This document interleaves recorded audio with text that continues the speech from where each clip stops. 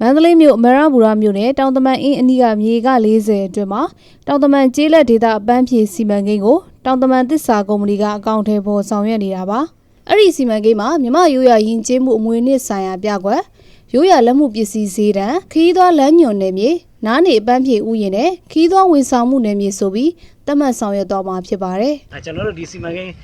လောက်ရတာတော့အတစ်ကတော့ကျွန်တော်တို့ကျေးလက်ယဉ်ကျေးမှုအမွေအနှစ်တွေကိုပြန်လည်ဖော်ထုတ်မနစ်ကတော့ကျွန်တော်တို့ဒေတာတွေမှာဒါသဘာဝပတ်ဝန်းကျင်နဲ့သဘာဝဇာတာဖြစ်မဲ့ Green Village ပေါ့စီမံကိန်းကိုပြန်လည်ပြီးတော့အကောင့်ထဲပေါ်ပို့ရပြီးရင်ဒီပတ်ဝန်းကျင်ဒေတာလူတွေမန္တလေးမြို့ကလူတွေလာရောက်အပန်းဖြေအနားယူနိုင်ရုံတို့တွေနိုင်ရန်အတွက်ရပြီးသဘာဝပတ်ဝန်းကျင်ကိုမထိခိုက်တဲ့အင်အားစနစ်တွေထီထောင်သွားရန်အတွက်ဆိုတဲ့ရည်ရွယ်ချက်ကလေးနဲ့ကျွန်တော်တို့အကောင့်ထဲပေါ်ဆောင်ရွက်ပေးရခြင်းဖြစ်ပါတယ်အဲ့ဒီစီမံကိန်းဟာယဉ်ကျေးမှုဝန်ကြီးဌာနကသတ်မှတ်ထားတဲ့ဥပိန်တရားကာကွယ်ရေးဇုံနဲ့ကင်းလို့ပြီးတဘာဝတစ်ပင်တွေမခုတ်လဲပဲနှစ်ထပ်ထပ်မပိုတဲ့အဆောက်အဦတွေစောက်လုံးမှာဖြစ်တယ်လို့လည်းပြောပါတယ်။စီမံကိန်းပြီးဆုံးမှာကအများပြည်သူနဲ့သက်ဆိုင်တဲ့ public area အဖြစ်သတ်မှတ်သွားမှာဖြစ်ပြီးမြမရွယ်ယဉ်ကျေးမှုဆိုင်ရာပြကန်းတွေတက်တာဝင်ကြီးကောက်ခံသွားမှာဖြစ်ပါတယ်။ကျွန်တော်တို့ဒီဟိုတယ်ဆောင်လုပ်တဲ့ပုံမှာဒေသခံကဘာမှအကျိုးကျတယ်လို့ရှိတယ်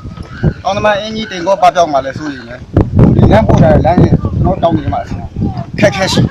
အဆင်ရတော့ငကိုသဘာဝအလှောက်ပဲတောင်တမန်အေးနဲ့ဥပိန်တရားကိုအမိပြုကစီမံကိန်းအကောင့်ထဲပေါ်မှုနဲ့ပတ်သက်ပြီးစီမံကိန်းအကောင့်ထဲပေါ်ရမှာမူရင်းတဘာဝအလှမပြတ်စည်းစေဖို့နဲ့ဒေသခံတွေရဲ့အကျိုးစီးပွားတိုးတက်အောင်ဆောင်ရွက်ပေးစေလိုတယ်လို့ဒေသခံတွေကပြောပါတယ်ရှင်။